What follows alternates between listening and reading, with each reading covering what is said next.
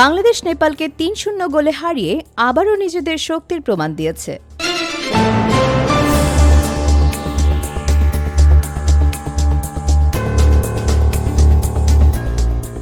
স্বাগতম আপনাদের সিবি নিউজে। সাফ অনূর্ধ্ব-17 নারী চ্যাম্পিয়নশিপে দাপট ধরে রেখেছে বাংলাদেশের মেয়েরা।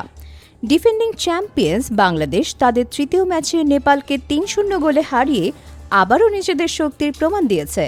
ভুটানের চাংলি মেথাং স্টেডিয়ামে অনুষ্ঠিত এই ম্যাচে শুরু থেকে ছিল বাংলাদেশের দাপট। ম্যাচের প্রথমার্ধে থুইনুই মার্মা এবং সৌরভী আক্তার প্রীতির গোলে ২-০ এগিয়ে যায় লাল সবুজের দল। আর খেলার একেবারে শেষ মুহূর্তে ইনজুরি টাইমে বদলি খেলোয়াড় রিয়া দলের পক্ষে তৃতীয় গোলটি করে জয় নিশ্চিত করেন। খেলার শুরু থেকেই নেপালের রক্ষককে চাপে রেখেছিল বাংলাদেশের কিশোরীরা।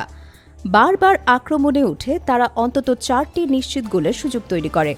অবশেষে ম্যাচের ৪১তম মিনিটে গোলের খাতা খোলে বাংলাদেশ। গোলমুখে জটলার মধ্যে থেকে বল পেয়ে দারুণ শটে সেটি নেপালের জালে জড়ান থুইনুই মার্মা। এর ঠিক ৪ মিনিট পরেই ব্যবধান দ্বিগুণ করেন প্রীতি। নেপালি গোলরক্ষক লক্ষ্মী গোল ছেড়ে সামনে এগিয়ে এলে বল পেয়ে যান প্রীতি। প্রায় ২৫ গজ দূর থেকে ফাঁকা পোস্টে বল পাঠিয়ে তিনি দলের দ্বিতীয় গোলটি করেন। দ্বিতীয়ার্ধে নেপাল একটি সুযোগ পেয়েছিল ম্যাচে ফেরার, কিন্তু নেপালি খেলোয়াড় সাহারা লেম্বু বাংলাদেশের গোলরক্ষক ইয়ারজানের সাথে 1-1 হলেও ইয়ারজান অসাধারণ দক্ষতায় সেই শটটি রুখে দেন। এরপর আবারও ম্যাচের নিয়ন্ত্রণ নেয় বাংলাদেশ। আরও গোলের জন্য মরিয়া হয়ে ওঠে তারা। ৮০তম মিনিটে প্রীতির একটি শট বারে লেগে ফিরে আসে। এর ৫ মিনিট পর ৮৫তম মিনিটে থুইনুইয়ের শটও বারে লেগে ফেরে। ইনজুরি টাইমে প্রীতি আরও একবার বল বারে মারেন।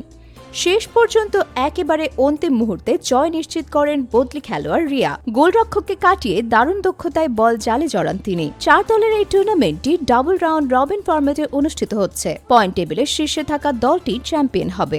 আগামী মঙ্গলবার আবারও একই মাঠে নেপালের মুখোমুখি হবে বাংলাদেশের মেয়েরা। আশা করা যায় আবারও একটি দারুণ জয় দেখতে পাবো আমরা। খেলার আরও খবর জানতে চোখ রাখুন আমাদের চ্যানেলে এবং আমাদের চ্যানেলটি অবশ্যই সাবস্ক্রাইব করুন।